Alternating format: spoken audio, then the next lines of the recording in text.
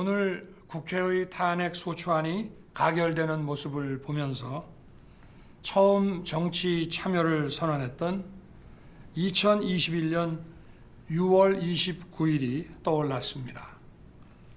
말로 설명할 수 없는 큰 보람을 느꼈습니다. 대한민국의 국제적 위상이 높아지고 우리 안보와 경제가 튼튼해지는 모습에 피곤도 잊었습니다. 이제 고되지만 행복했고 힘들었지만 보람찼던 그 여정을 잠시 멈추게 됐습니다. 그동안의 노력이 허사로 돌아가지 않을까 답답합니다. 조금 전인 저녁 7시 24분 대통령의 직무가 정지됐습니다. 바로 용산 대통령실로 가보겠습니다. 자, 김태영 기자, 조금 전에 국회에서 탄핵소추 의결서가 그곳 대통령실로 전달이 됐죠? 네, 방금 직접 보신 것처럼 조금 전 김민기 국회 사무총장과 조호섭 국회의장 비서실장이 이곳 용산 대통령실 청사로 들어와 탄핵소추 의결서 등본을 전달했습니다. 대통령실에선 윤 대통령의 위임을 받은 윤재순 총무비서관이 의결서를 건네받았고 그 즉시 윤 대통령의 직무는 정지됐습니다. 지난 2022년 5월 10일 취임하고 정확히 949일 만입니다. 탄핵소추안 가결부터 직무 정지까지 박근혜 전 대통령은 3시간, 고 노무현 전 대통령은 5시간이 걸렸는데 윤 대통령은 이보단 빨랐습니다. 네, 국회에서 탄핵소추안이 가결되고 바로 윤석열 대통령의 입장이 나오지 않았습니까? 그 내용도 한번 전해주시죠. 네, 탄핵소추안 가결되고 1시간여 만에 윤 대통령이 입장을 냈습니다. A4 5장 분량에 직전 담화 때에 비교해선 상당히 짧은 분량으로 한남동 관저에서 사전에 촬영한 것으로 알려졌습니다. 윤 대통령은 이 나라 자유민주주의와 법치는 무너져 있었다면서 한순간도 쉬지 않고 온 힘을 쏟아 일해 왔다고 말했습니다. 그러면서 이제 고되지만 그리고 행복했고 힘들었지만 보람찼던 그 여정을 잠시 멈추게 됐다며 그동안 노력이 허사로 돌아가지 않을까 답답하다고 밝혔습니다. 또 지금 잠시 멈춰서지만 지난 2년 반 국민과 함께 걸어온 미래를 향한 여정은 결코 멈춰서선 안 될 것이라며 결코 포기하지 않겠다고도 말했습니다. 네, 그러면 이제 대통령의 권한은 한덕수 국무총리에게로 넘어간 거죠? 그렇습니다. 헌법 71조에 따라 별도 의결 절차 없이 한덕수 국무총리가 대통령의 권한을 넘겨받고 대통령 권한대행 체제로 전환됐습니다. 윤 대통령은 국군 통수권, 사면 복권, 법률안 거부권 등 대통령으로서 모든 권한을 행사하지 못합니다.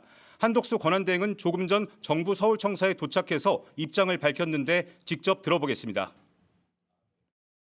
마음이 매우 무겁습니다.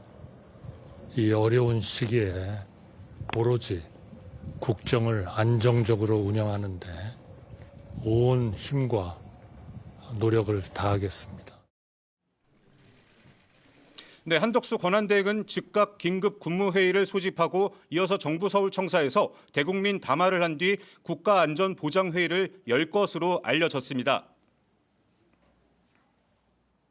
네, 국회에서 탄핵안이 가결된 직후에 윤석열 대통령 반응 혹시 취재된 게 있습니까? 네, 윤 대통령은 현재 한남동 관저에 있으면서 표결 결과를 TV 생중계로 봤을 거고요. 탄핵소추 의결서가 전달됐다는 내용도 보고받았을 겁니다. 윤 대통령의 반응이 어땠는지 또 오늘 중 입장을 밝힐지 여부는 알려진 게 없었는데 탄핵안 가결 1시간여 만에 즉각적으로 입장을 낸 겁니다.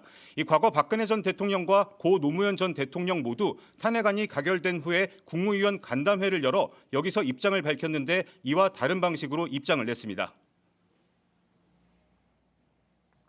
윤석열 대통령은 이제 직무 정지 상태에서 헌법재판소의 탄핵 심판과 또 각종 수사에 대비하지 않겠습니까? 그렇습니다. 당초 대통령실에선 2차 탄핵안 가결 가능성이 높아졌다 봤던 것으로 전해집니다. 따라서 법리 다툼을 위한 각종 방어 논리 마련은 이미 시작됐을 것으로 보입니다.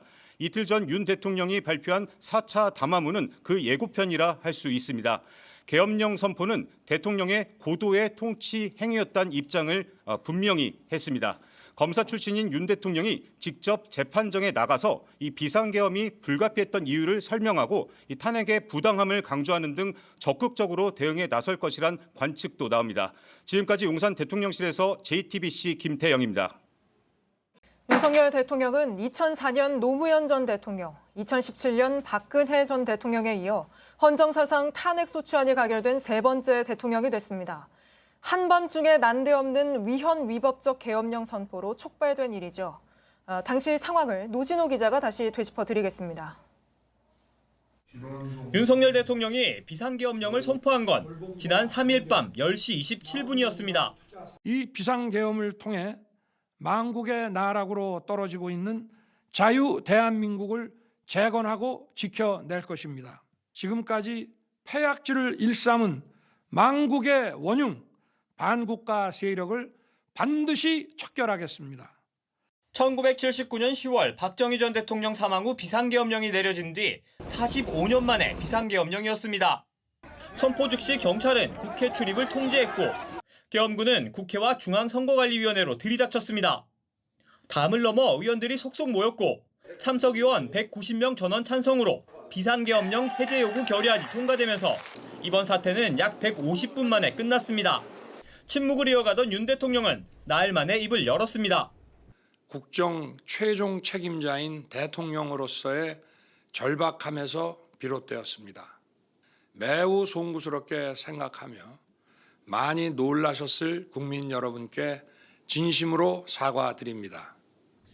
거취를 직접 밝히는 대신 임기를 포함한 전국 안정 방안을 당에 일임하겠다고 했습니다. 다음 날 국민의힘 한동훈 대표는 한덕수 총리와의 공동 담화문을 발표했습니다. 퇴진 전이라도 대통령은 외교를 포함한 국정에 관여하지 않을 것입니다.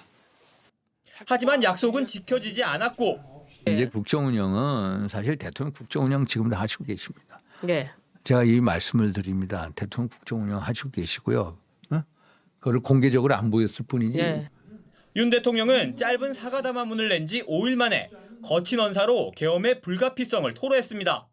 국정 마비와 국헌 문란을 주도한 세력과 범죄자 집단이 국정을 장악하고 대한민국의 미래를 위협하는 일만큼은 어떤 일이 있어도 막아야 합니다.